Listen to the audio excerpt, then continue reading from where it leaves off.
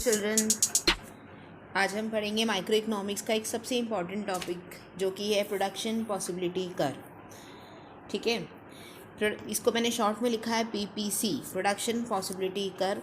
This concept is very important concept. Initially जो हम basic introduction करते हैं माइक्रो इकोनॉमिक्स का, उसमें ये टॉपिक आता है। And this concept, this curve is a graphical presentation of first economic problem, that is what to produce. So let's go with this topic. Now इस टॉपिक को पढ़ने से पहले हमको ये कुछ बेसिक जो इम्पॉर्टेंट चीज़ें हैं इसकी भी, किस कॉन्सेप्ट पे बना हुआ है, ये क्या है इसके अंदर। उसके अंदर एक अपॉर्चुनिटी कॉस्ट का जो कॉन्सेप्ट होता है वो आता है, और इसको समझना हमारे लिए बहुत ज़रूरी है कि भाई अपॉर्चुनिटी कॉस्ट क्या है। सबसे पहले अपन इसके नाम को देखते हैं कि अपॉर्चुनिटी कॉस्ट। अपॉर्चुनिटी का मतलब होता है अवसर, ठीक है, और कॉस्ट मतलब किसी की कीमत चुकाना, है ना। तो कोई एक अपॉर्चुनिटी है, कोई अगर आपको अपॉर्चुनिटी मिलती है, उसके लिए आप क्या सेक्रीफाइस करते हो, that is called opportunity cost. ठीक है, सिंपल सी भाषा में कहेंगे कि कुछ पाने के लिए कुछ खोना पड़ता है, और जो चीज़ हमने खोई है वो हमारे अवसर को पाने की लागत हो जाती है। जो खोया है वही अपॉर्चुनिटी कॉस्ट है। तो opportunity cost defined as a value of factors in its next best alternative use, और it is cost of sacrifice alternative. Cost of sacrificing होती है ये अपॉर्चुनिटी। और it is defined as the value of benefit that is sacrificed by choosing an alternative use. किसी भी alternative को use करने से या किसी भी बेनिफिट को पाने के लिए जिसकी कीमत आपने चुकाई या जो आपको छोड़ना पड़ा, वो अपॉर्चुनिटी कॉस्ट होती है। ठीक है, आगे बढ़ेंगे। जैसे कि हमारे सामने एक एग्जांपल से आपको ये समझाती हूँ कि आप देख रहे हैं कि बीच में एक फार्मर का पिक है, एक साइड में राइस है और दूसरी साइड में वीट है। ठीक है, सपोज कर लेते हैं ये है इनका जो ये है हमारे एक फार्मर हैं, और इनके पास में एक ज़मीन का टुकड़ा है। जिस ज़मीन पर ये खड़े हैं उसी की बात कर रहे हैं हम। अब यहाँ पर इनके पास में दो ऑप्शन हैं। हमने इनको दो ऑप्शन दिए, या तो आप अपनी पूरी ज़मीन के ऊपर वीट लगा लीजिए, या फिर आप अपनी पूरी ज़मीन पर गेहूँ लगा लीजिए। ठीक है, अगर आप वीट पूरी ज़मीन पर लगाते हैं तो आप गेहूँ नहीं लगा पाएंगे। ठीक है, तो वीट का प्रोडक्शन करने के लिए अपॉर्चुनिटी कॉस्ट क्या हो गई, राइज हो गए। ठीक है, और अगर हमने राइस लगा लिए, अगर हम इनको ऑप्शन देते हैं कि अगर आप राइस लगा लेते हो तो जाहिर सी बात है आप गेहूं नहीं लगा पाओगे, तो राइस की अपॉर्चुनिटी कॉस्ट क्या हो गई, वीट। ठीक है, तो यानी कि एक चीज़ को अडॉप्ट करने के लिए दूसरी चीज़ को आपको लीव करना पड़ेगा, that is called opportunity cost. तो ये इनका नाम दे देते हैं, ये मिस्टर रामलाल हैं, और रामलाल जी हैं, इनके पास में खेत की अच्छी खासी ज़मीन है। तो अब रामलाल जी अब क्या करेंगे कि मान लो कि उन्होंने पूरी ज़मीन पर गेहूँ लगा दिए। ठीक है, नेक्स्ट ईयर उन्होंने थोड़ी सी ज़मीन जो थी वो राइस की प्रोडक्शन के लिए दी। तो यहाँ पे क्या हुआ, जैसे ही उन्होंने थोड़ी सी ज़मीन राइस की प्रोडक्शन के लिए दी, तो कहीं ना कहीं उनको वीट की प्रोडक्शन में सेक्रीफाइस करना पड़ा। ठीक है, वीट की प्रोडक्शन का सेक्रीफाइस करना पड़ा, और वो सेक्रीफाइस क्या कहलाएगा, अपॉर्चुनिटी कॉस्ट कहलाएगा। ठीक है, तो राइस की प्रोडक्शन की जो अपॉर्चुनिटी कॉस्ट है वो वीट है, और वीट के प्रोडक्शन की अपॉर्चुनिटी कौन है, राइस है। ठीक है, आई होप आपको अपॉर्चुनिटी कॉस्ट का कंसेप्ट समझ में आ गया होगा। थोड़ा सा और इसको थ्योरेटिकली डिटेल में ले लेते हैं। A plot that can be use to cultivate wheat and rice both, if the farmer use this plot to plan to produce rice, जिसकी वजह से उसको 1000 रुपीज़ मिलेगा, this opportunity cost of rice would be cost of wheat. तो wheat को produce करने से 500 रुपये का होता है, यानी अगर आप 1000 का बेनिफिट देते तो उसके लिए 500 रुपये की कॉस्ट चुका रहे हैं। अगर आप 500 रुपये का बेनिफिट देखते हैं तो उसके लिए आप 1000 की कॉस्ट चुका रहे हैं। द वैल्यू ऑफ फॉरगॉन और sacrifice alternative. Opportunity cost is a very important basic concept in which it is because our resources are limited and we are to make a choice from available alternative. हमको क्या करना पड़ता है कि हमको choices करनी पड़ती है पर्टिकुलर अल्टरनेटिव से। ठीक है, तो ये आई होप ये आपको कॉन्सेप्ट समझ में आ गया होगा. If the resource is transfer from one use to another, it is obvious that there would be loss in the production of one good in order to increase output of other. अगर एक resource दूसरे production में, दूसरे commodity के production में जाता है तो जाहिर सी बात है कि हमें लॉस होगा एक गुड के प्रोडक्शन को के अंदर दूसरे गुड के प्रोडक्शन को बढ़ाने में. This loss is marginal opportunity cost, which is technically termed as marginal rate of transformation. इसे हम मार्जिनल रेट ऑफ ट्रांसफॉर्मेशन भी कहते हैं. ट्रांसफॉर्मेशन वर्ड यहाँ पे कैसे आया कि यहाँ रिसोर्सेज का ट्रांसफॉर्मेशन होता है. एक रिसोर्स दूसरे प्रोडक्ट के अंदर यूज़ होता है, दूसरे प्रोडक्ट को बनाने में यूज़ होता है, तो वहाँ पे क्या होता है, ट्रांसफॉर्मेशन होता है. ठीक है. और एक नाम इसका भी है मार्जिनल अपॉर्चुनिटी कॉस्ट, यानी शॉर्ट में लिखते हैं MOC या फिर MRT. फाइन, आगे बढ़ेंगे.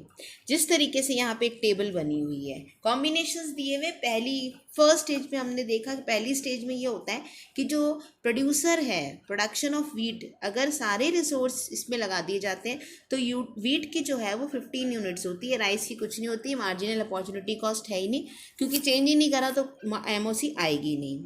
सेकेंड ऑप्शन में क्या किया, फार्मर ने 1 यूनिट का लॉस यहाँ पे खाया और यहाँ हो गई 14, और यहाँ पे 1 यूनिट का क्या हो गया, गेन. तो इसका यहाँ पर तो हुआ लॉस और यहाँ हुआ गेन. इसका मतलब यहाँ की मार्जिनल अपॉर्चुनिटी कॉस्ट क्या आई, जैसा कि फॉर्मूला यहाँ लिखा हुआ है, लॉस अपॉन गेन 1/1, यानी MOC आ गई 1. नेक्स्ट में क्या हुआ कि यहाँ पे 2 यूनिट्स का सेक्रीफाइस किया और यहाँ 1 यूनिट बढ़ी, यानी कि गेन हुआ 1 का, लॉस हुआ 2 का, आंसर आया 2. इस तरीके से जैसे जैसे हम इसके यहाँ पर रिसोर्सेज जो हैं उनको यहाँ शिफ्ट करते हैं, तो यहाँ पे तो होगा प्रोडक्शन कम और यहाँ होगा प्रोडक्शन ज़्यादा. और इनको जो छोड़ने की जो टेंडेंसी आएगी, जो शिफ्टिंग की जो ट्रांसफॉर्मेशन की टेंडेंसी आएगी, वो क्या कहलाएगी, मार्जिनल अपॉर्चुनिटी कॉस्ट. यहाँ पढ़ेंगे हम. अब ये जो प्रोसेस मैंने बताया, मिस्टर रामलाल का एग्जाम्पल देखिए, ये चीज़ बताएगी, इस प्रोडक्शन से इस प्रोडक्शन में गए, रिसोर्स यहाँ से वहाँ ट्रांसफ़र किए. जब हम इन चीज़ों को ग्राफिकली प्रेजेंट करते हैं तो ग्राफिकली प्रेजेंट करने का जो माध्यम है इसका, वो है प्रोडक्शन पॉसिबिलिटी कर्व, जिसकी बहुत से अलग अलग नाम है. पहला देख लिया आप, यहाँ पे लिखा हुआ है प्रोडक्शन पॉसिबिलिटी कर्व, फिर लिखा है फ्रंटियर, एक बाउंड्री लाइन बन जाती है, एक बाउंड्रीज है, ट्रांसफॉर्मेशन कर्व भी कहते हैं इसे, ट्रांसफॉर्मेशन फ्रंटियर भी कहते हैं, ट्रांसफॉर्मेशन बाउंड्री भी कहते हैं.